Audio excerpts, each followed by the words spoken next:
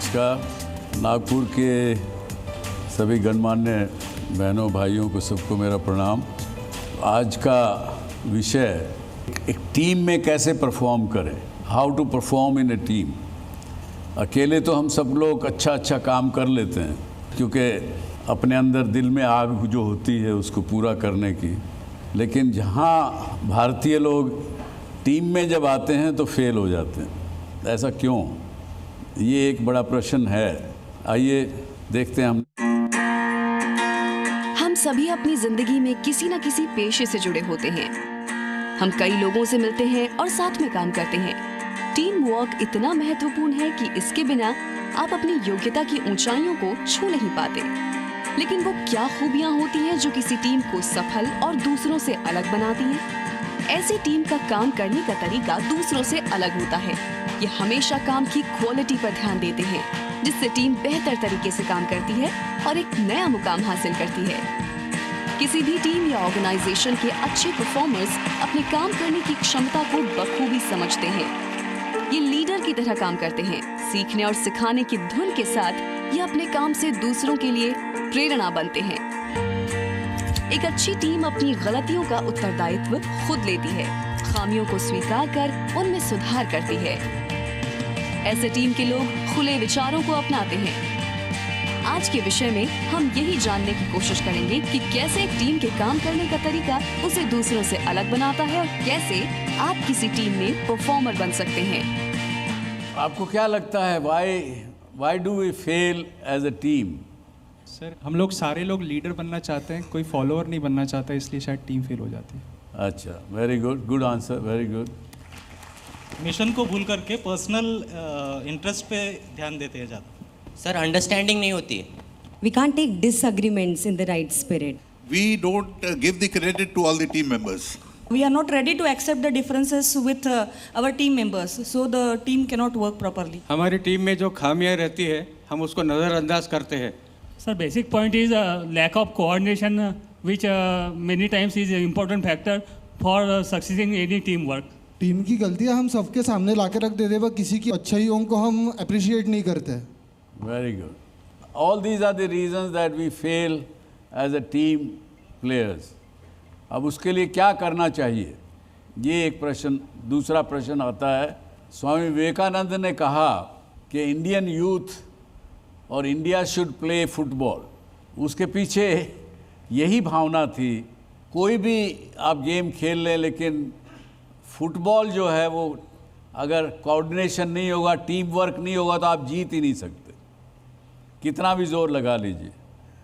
Cricket फिर भी शायद आप जीत सकते हैं अगर आपकी टीम में 2 अच्छे बल्लेबाज हों, 2 अच्छे गेंदबाज हों तो शायद फिर भी जीत जाएंगे।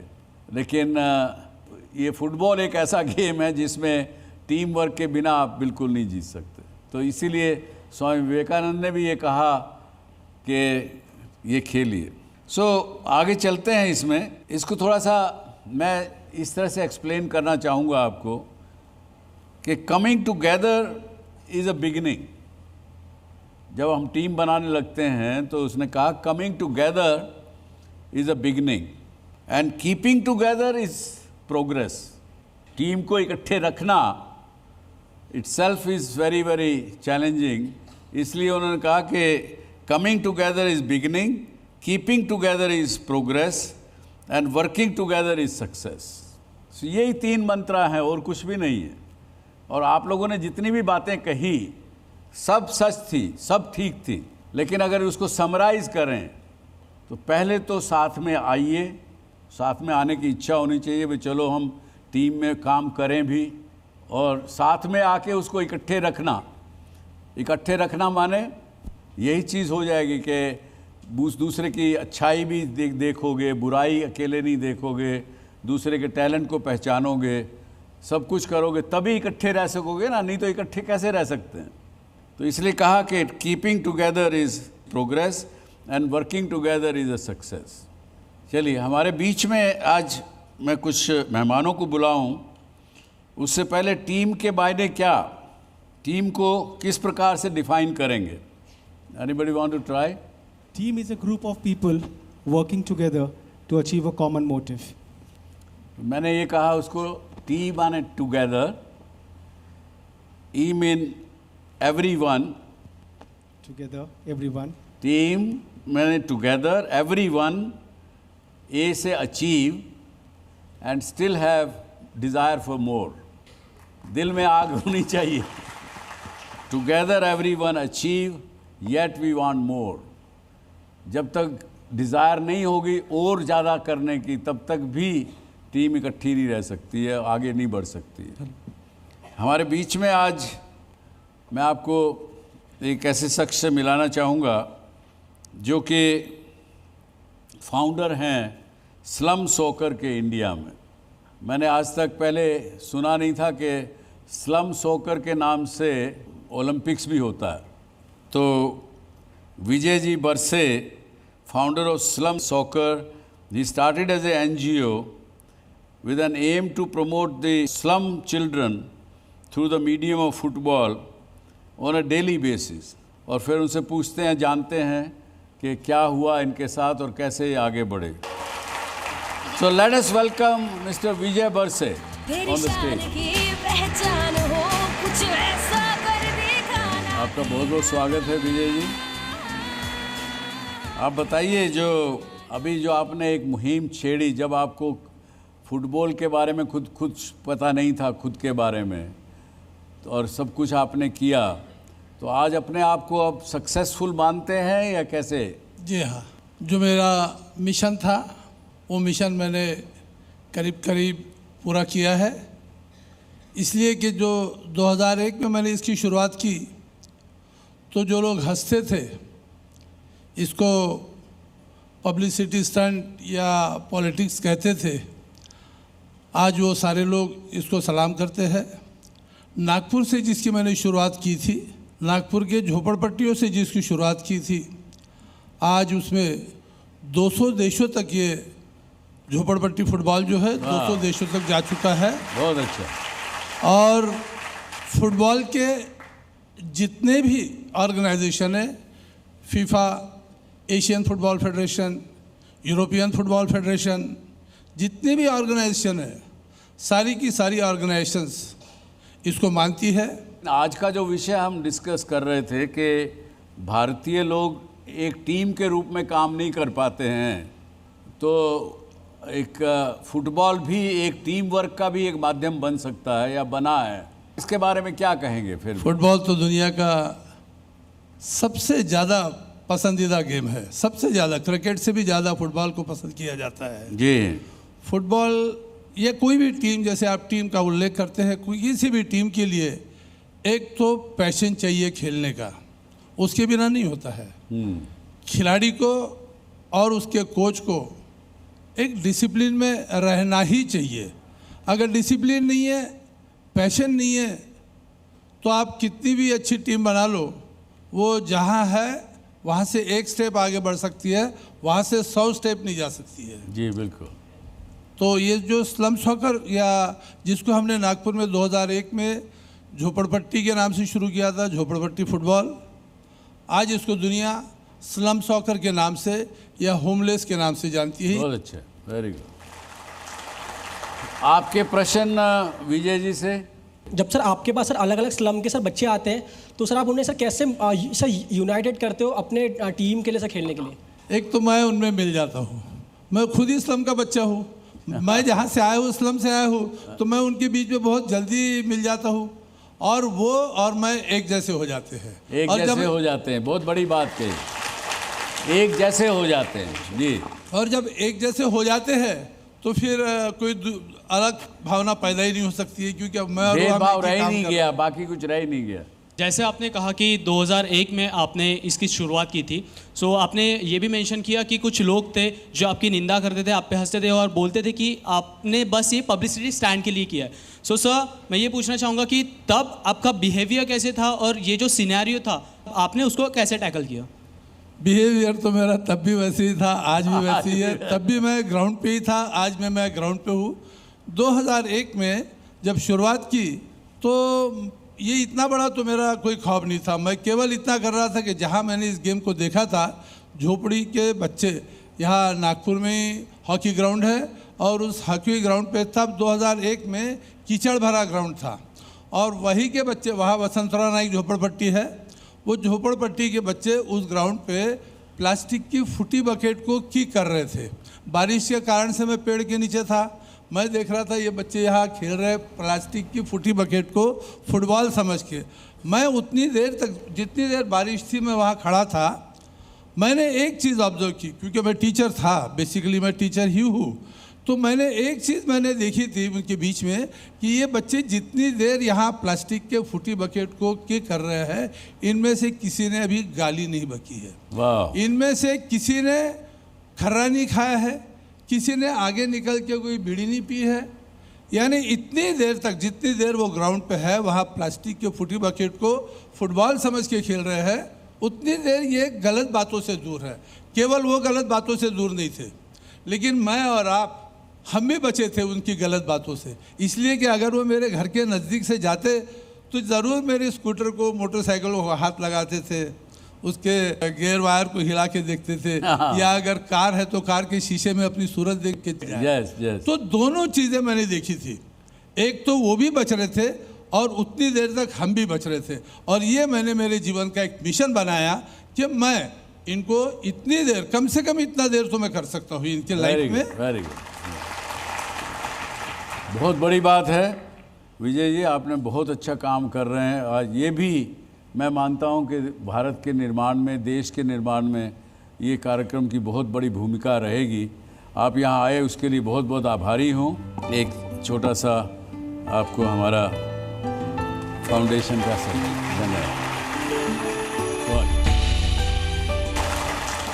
तो वापस लौटते हैं कि how to be performing as a team. Chanakya ने एक बात कही कि नैकम चक्रम परिभ्रम यति, यानी एक पहिए से कोई भी चीज़ नहीं चल सकती। अगर किसी चक्रव्यूह को चलाना पड़ता है तो दो पहिए तो ज़रूर लगते हैं। तो इंडिविजुअली परफॉर्मेंस बड़ी मुश्किल है, ये बात हम सब मानते हैं। और जैसा आप सब लोगों ने कहा कि टीम वर्क के लिए कमिटमेंट बड़ा ज़रूरी है, ट्रस्ट ज़रूरी है, respect and love for others is responsible और इज़ इम्पॉर्टेंट। आपस में कम्युनिकेशन करना, diversity and capability is also to recognise, क्योंकि टीम के अंदर कोई व्यक्ति फॉरवर्ड में ज़्यादा अच्छा खेलता है, कोई बैक फुट पे अच्छा खेलता है, कोई एज ए कैप्टन काम अच्छा करता है। तो हर तरह की चीज़ों की ज़रूरत होती है। Adaptability is important and creative freedom is also very very very very important. अभी तक की बात से आपका कोई क्वेश्चन? सर, अभी आपने जो बात की कि क्रिएटिविटी, इस क्रिएटिविटी का मतलब क्या होता है एक्चुअल में? जैसे अगर आप टीम में खेलेंगे, टीम में कोई भी काम करें, तो उसके अंदर अगर टीम का कोई सदस्य अगर कोई नया एक्सपेरिमेंट करता है, एक किसी चीज़ को नए रूप से करना चाहता है, उसके अंदर कुछ ना कुछ नया इनोवेशन करना चाहता है, तो उसको एज ए टीम लीडर और टीम के बाकी सदस्यों को उसको सपोर्ट करना चाहिए, उसको अप्रिशिएट करना चाहिए। अगर नया एक्सपेरिमेंट नहीं करेंगे तो भी आप अपने कंपटीशन में या अपने किसी भी विषय जिसके अंदर आप कामयाब होना चाहते हैं, पीछे रह जाएंगे। इनोवेशन का ज़माना है। इसके लिए मैं बार बार एक बात कहता हूँ, जब भी कोई भी काम करते हैं तो हम अपनी बाउंड्री क्रिएट कर लेते हैं, हम अपनी बाउंड्री बना लेते हैं। हम कहते हैं कि मैं ये नहीं कर सकता या मैं ये नहीं कर सकती। ऐसा कई बार हम सोचते हैं कि नहीं, कि मैं ये नहीं कर पाऊँगा, तो हम अपनी बाउंड्री बना लेते हैं। इसलिए मैं बार बार कहता हूँ कि अपनी बाउंड्री छोड़िए, उसको तोड़िए and create new boundaries, break the barriers, create new things. जैसे कुएं के मेंढक की बजाय जो कुएं का मेंढक रहता है, उसके लिए दुनिया वही है जहाँ तक कुएं की चार दीवारी है। उससे बाहर निकलेंगे तो आपको पता लगेगा कि दुनिया बहुत बड़ी है। तो इनोवेशन तभी समझ में आएगी अगर आप अपना बैरियर दूर करेंगे, तोड़ेंगे, उसको आगे बढ़ेंगे। When we are working in a team, तो टीम के अंदर जैसे कोल्ड वॉर्स होते हैं, so ultimately in cold war को being a leader in cold war को आइडेंटिफाई करना और उनको नलीफाई करना and is practically very difficult. So what, according to you, what are the best practices to identify such cold wars and nullify them? देखिए, एक तो सबसे पहले आपको लीडर को एप्रिसिएशन दूसरे का करना आना चाहिए। जब आप दूसरे की कमज़ोरी को छुपाएंगे, उसको जो उसके अंदर प्रतिभा है उसको आगे बढ़ाएंगे, तो ये कोल्ड वॉर वाला सिलसिला ख़त्म होगा। क्योंकि अगर सबका मकसद एक ही है तो कोल्ड वॉर होने का सवाल नहीं ना, उसको ब्रेक करना तो ज़रूरी है। वो केवल क्योंकि स्वार्थ के कारण हम लोग कोल्ड वॉर जैसी बातें यूज़ करते हैं। आपका सक्सेस होना मेरा सक्सेस है, ये अगर मैं सोचने लगूंगा तो फिर उसके बाद कोई कोल्ड वॉर होने का सवाल नहीं होगा। Should there be a healthy competition in between the team members? Of course, always. लेकिन उस हेल्दी कंपटीशन के अंदर ये आपको पता है कि this is a competition, you have to also increase your capability, I have to increase my capability. उसके लिए हमको एक दूसरे के साथ compete नहीं करेंगे तब तक कैसे आप आगे बढ़ेंगे। मैं एक बात और कहूँगा, आज बिज़नेस के अंदर यहाँ पे काफ़ी बिजनेसमैन बैठे हुए हैं। आप बिज़नेस में क्या करते हैं? अगर आपके पास 20 एम्प्लॉई हैं, 50 एम्प्लॉईज़ हैं, अक्सर आप क्या करते हैं? आप कहते हो कि यार जो कमज़ोर आदमी है, एम्प्लॉई अगर कमज़ोर है तो उसको थोड़ा सा उसकी कमज़ोरी दूर करो, उसको ट्रेनिंग दो, उसको कुछ आगे बढ़ाओ। ऐसा करते हैं कि नहीं? जबकि आज के दिन में सच ये है कि आपको you have to see who is the best performer, उसके साथ टाइम ज़्यादा गुजारिए, ना कि आप जो आदमी कमज़ोर वर्कर है या कमज़ोर आदमी है या लो परफॉर्मर है उसको आप ठीक करने की कोशिश करें। ये आज नई थ्योरी है, तो उससे सीखेंगे तो आपको ज़्यादा पता लगेगा। नहीं तो लेकिन क्या है, आज के दिन टीम क्यों फेल होती है, जैसा उन्होंने पूछा और आपने भी कहा हेल्दी कंपटीशन, आज के दिन अक्सर हम लोग गलती खा जाते हैं। आज कहीं भी अगर किसी ऑर्गेनाइजेशन में जब एम्प्लॉइज़ कितने चाहिए वो भी याद करते हैं तो बोलते हैं कि साहब देखिए मेरे पास 20 लोग काम करते हैं एक कॉल सेंटर में, एक कम से कम परफॉर्मर वाला जो है वो 20 कॉल दिन भर में लेता है और एक आदमी है वो 50 लेता है, 50 कॉल हैंडल करता है। तो 20 और 50 ये दोनों एक्सट्रीम हैं। लेकिन नॉर्मली हम क्या करते हैं, 20 और 50 का एवरेज कर लिया 35 कॉल। 35 कॉल के हिसाब से मुझे ट्रैफिक को हैंडल करने के लिए 50 लोग चाहिए, ऐसा सोच रखते हैं। ये सोच गलत है। अगर आप वही एवरेज मीडियोक्रिटी समझेंगे तो कंपटीशन में जीत भी नहीं पाएंगे, चाहे कितनी भी अच्छी टीम हो। मीडियोक्रिटी को ख़त्म करना, उसको आगे बढ़ना, ये ज़रूरी है। अगर हम देखा जाए तो टॉप मैनेजमेंट से अगर हम कोई टीम हैंडल कर रहे हैं तो टॉप मैनेजमेंट से ये मैंडेट होता है कि आप किसी को भी हायर कर रहे हैं, जैसे पहले टर्न अराउंड टाइम होता था कि वो 5 मंथ्स में प्रोडक्टिव हो, 6 मंथ्स में प्रोडक्टिव हो, नाउ उसे 1 या 2 महीने में प्रोडक्टिव बनाना होता है। तो इस सिनेरियो को ज़्यादा से ज़्यादा प्रोडक्टिव लोगों को बनाने को हम क्या कर सकते हैं? First of all you must select the right person. While selecting itself, you must say that the person is knowledgeable, person is going to be productive from day one. Why after 2 months? Sir, like what I do is नीयत देखता हूँ सबसे पहले। लेकिन नीयत कहिए या attitude कहिए, वो अगर ठीक है तो आपको experience can be transferred, knowledge can also be gained, लेकिन एटीट्यूड या your talent that cannot be transferred. Attitude cannot be transferred. Chanakya ji ने ये भी कहा था कि अंत में विजय हो तो असत्य ही सत्य है, तो इस पे आपका क्या विचार है? Today we all believe and we should believe nothing succeed like success. वो अदरवाइज आज के दिन हम लोग क्या करते हैं कि अक्सर हम लोगों की ह्यूमन बीइंग्स की आदत होती है, किसी चीज़ में कामयाबी मिली तो हम अपने आप को शाबाशी देते हैं, मैंने बड़ा अच्छा काम किया। दूसरों से भी अपेक्षा करते हैं कि वो भी मुझे, दूसरे लोग भी शाबाशी दें। और जब कहीं गलत होता है या कहीं फेलियर होता है उसके लिए हम किसी दूसरे को कसूरवार ठहराते हैं। हम कहते हैं कि भाई वाई मी, और कई लोग आपको एक्सप्लेनेशन देंगे, अरे मैंने तो बहुत मेहनत की सर, मैं तो रात दिन काम करता हूँ, 12 घंटे 14 घंटे काम करता हूँ।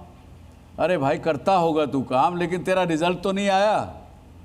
तो nothing succeed like success, this is the Mantra which is of Chanakya नीति। आप कैसे सक्सेसफुल होते हैं उस चीज़ में, वो सच झूठ की बात ही नहीं है।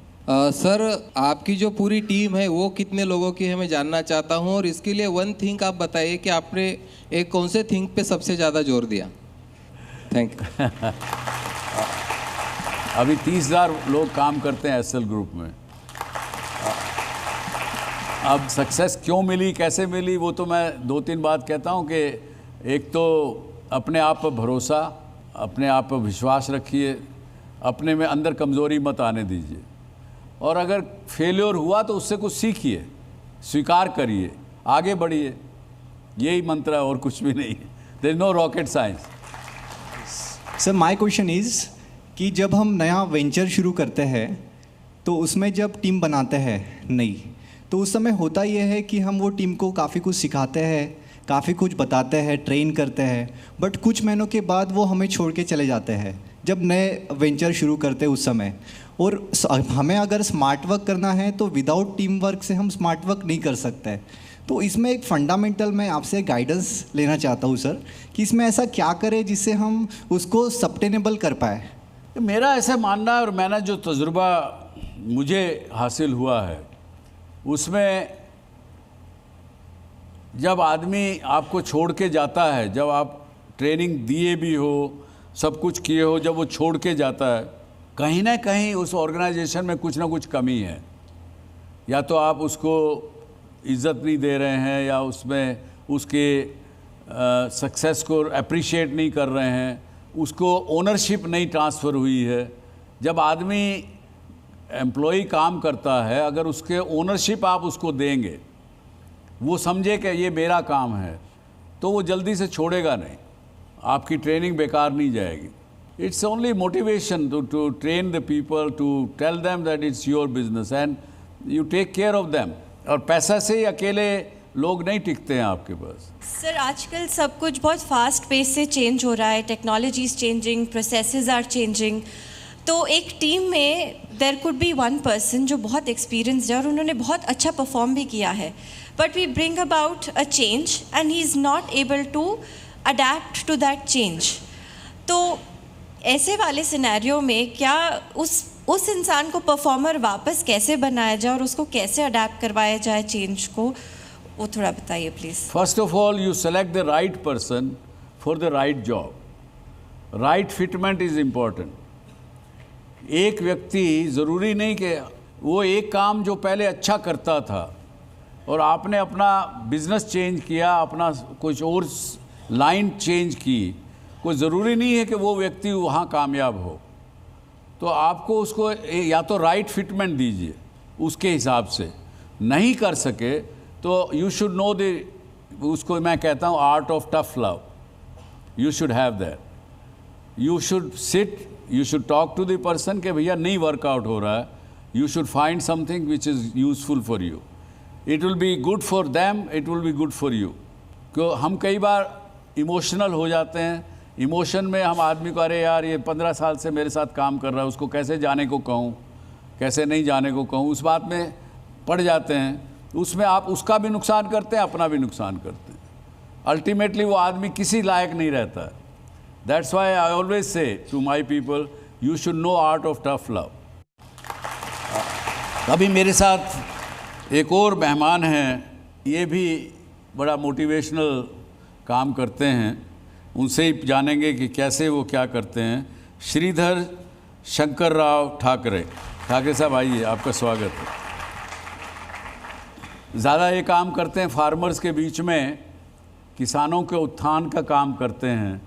इन्होंने जब ये एजुकेशन किया, बीएससी किया और भी पढ़ाई की, तो फिर भी पिताजी ने कहा कि खेती करो, और ख़ुद खेती करने लगे। तो खेती करने वाले आदमी की क्या मुसीबतें हैं, क्या तकलीफ़ें हैं, उसको इन्होंने समझा। उसके लिए उनके आंदोलन भी किए, उनको मदद भी की, कैसे फर्टिलाइज़र यूज़ करना चाहिए, कैसे केमिकल यूज़ करना चाहिए, सब पहचाना, उनको बताया। और आज he is a proud person. हालांकि विदर्भा एक संतरे को, ऑरेंज को बहुत ज़्यादा संतरा यहाँ होता है, लेकिन 5 रुपये किलो तक उसकी बुरी हालत थी, बिकता था संतरा, जो इन्होंने 1.5-2 साल के पिछले 2 साल में 50 रुपये किलो तक किसान का पहुँचाया है। तो आपने ये कैसे किया ये सब? बेसिकली फार्मर होने के नाते जब फार्मिंग शुरू किया तो बहुत सारी अड़चनें सामने आई। पहले तो बात ऐसी कि विदर्भा प्यासा है, बहुत प्यासा बोले तो इरिगेशन बहुत कम है, 18% इरिगेशन है। आज हमको सुसाइड प्रूफ एरिया बोलते हैं विदर्भा को पूरे देश में, इसलिए कि यहाँ का काश्तकार सुसाइड कर रहा है। तो ये हुआ ये कि उसके लिए इरिगेशन कम है। फिर उसके लिए कुछ प्लानिंग बननी चाहिए थी कि भाई इसको कौन से क्रॉपिंग पैटर्न देवे, तो वो भी अपने पास हो नहीं रहे। जो प्रोडक्ट हम 30 साल पहले उगाते थे उसकी कीमत आज भी वही है, पर प्रोडक्टिविटी की कीमत बढ़ गई है। उसको प्रोडक्शन कराने की कीमत 10 गुना बढ़ गई। प्रोडक्शन कीमत ज्वार हो, गेहूँ हो, कपास हो, उसकी कीमत वही है। मतलब वो तो 100 के 60 ही करना है, 100 के 60 करना है, इसलिए उसको वो कल्चर है उसका, वो दूसरे के ऊपर एग्रेसिव ले जाता नहीं तो सुसाइड कर लेता। जैसा मैंने अभी ऑर्गेनाइजेशन बनाया महाऑरेंज का ऑर्गेनाइजेशन बनाया, जब पता चला कि अपने यहाँ संतरा बहुत होता है, 1,60,000 हेक्टेयर में संतरा होता है, बेचने की कोई व्यवस्था नहीं, उसको टेक्निकल नॉलेज देने की भी कोई व्यवस्था नहीं है। तो ये काम शुरू किया मैंने कि भाई इसमें दलाल कितने, मध्यस्थ कितने होते हैं, मिडलमैन, 4 मिडलमैन, यानी फार्मर से कंज्यूमर जाए तक के 4 लोग दलाली लेते हैं। इसका 50 पैसे का संतरा मिलता है 10 रुपये में और पैसे मिलते हैं मिडलमैन को। तो उसको कम कैसा किया जाए, तो इसके लिए हमने फिर ऑरेंज फेस्टिवल, अभी तो नागपुर में भी हुआ था, वर्ल्ड ऑरेंज फेस्टिवल हुआ था अभी दिसंबर में। इसके पहले पूना में, मुंबई में, बंगलोर में ये लेना शुरू किया। गवर्नमेंट हेल्प भी करी, तो लोगों को ये पता चला कि हम बेच सकते हैं। लोगों को यही मालूम नहीं कि हम बेच सकते हैं। ऐसा होता है कि जो भी लीडर है उसके पास समर्पण की भावना और ट्रांसपेरेंसी हो तो वो लीडर ही बनते रहेगा। मुझे तो राजीनामा देने के बाद भी नहीं लेते मेरा राजीनामा, इसलिए कि आपकी इन्वॉल्वमेंट सबको दिख जाती कि आपकी समर्पण की भावना है। और यदि ट्रांसपेरेंसी रही तो कोई बोलने की बात ही नहीं है, कोई कारण नहीं है, सबको लेके साथ चलना है। मेरा एक सवाल आपसे है, टीम को लेकर 6 मंथ्स में आपने टारगेट लिया था कि मैं पहला कंटेनर एक्सपोर्ट करूंगा संतरे का। हाँ। तो आपने उसके लिए क्या प्लानिंग करी, आपने कैसे उसको एग्जीक्यूट किया और क्या क्या चैलेंजेस आए? जी, उसके लिए तो पहले तो मेहनत ये थी कि हमारा संतरा कितने दिन कंटेनर में रह सकता है, इसके लिए एक्सपेरिमेंट करने पड़े। कोल्ड स्टोरेज में हम रखते गए। 2-3 लोगों को जो दोस्त हैं हमारे ऑर्गेनाइजेशन में, कोई भत्ता लेता नहीं, कोई गाड़ी का पेट्रोल लेता नहीं, अपने घर का खाना और यहाँ आकर काम करने का। हाँ। तो ताकि झगड़ा होता ही नहीं, पैसे का सवाल ही नहीं आता। समर्पण है, समर्पण। और बाद में कुछ दोस्तों ने संतरा दिया, उसको हम एक्सपेरिमेंट करते गए कि कितने महीने तक के संतरा टिक सकता है। जब उसके रिपोर्ट लिए हमने खुद ही कि भाई ये 4 महीने 2 महीने अपना संतरा खराब नहीं होता, तो फिर हमने शुरुआत करी कि चलो कंटेनर से भेज के देखेंगे। और वो भी साइन कर लिया था कि यदि घाटा आया तो हम सब 10 लोग मिलकर बांट लेंगे। Very good. ये पहले ठहर गया। जैसे कि आपने बताया कि जैसे आपने जो टीम स्थापन की और टीम के थ्रू आपने जो ऑब्जेक्टिव आपका अचीव किया, लेकिन जब हम लोग आपका जो टीम ये होता है, कोई भी जो काम करता है तो पैसे के लिए काम करता है, मनी फैक्टर जो है पहले सबसे पहले आता है। और इतने लंबे अरसे तक जब किसी को मॉनेटरी कुछ फ़ायदा नहीं हो रहा था, तब आपने इस टीम का मोटिवेशन कैसे बरकरार रखा? जैसे जैसे ऑरेंज में जो लड़के काम कर रहे थे, जो खुद काश्तकार थे, फार्मर थे, उनको गया, मेरी किसी से पहचान नहीं थी। आज 9-10 लोग की जो बॉडी है हमारी, उनसे मेरी कभी पहचान ही नहीं थी। मैं गया था, आप अच्छा काम कर रहे हैं, आपके पास संस्था है। मैं उनको मिलते गया कि भाई ऐसा ऐसा अपने को काम करना है, आप मेरे साथ जुड़ जाओ। पहले उन्होंने भी कुछ देर तक ये किया कि भाई ये क्या करेगा, क्या होगा, पहचान नहीं है अपनी।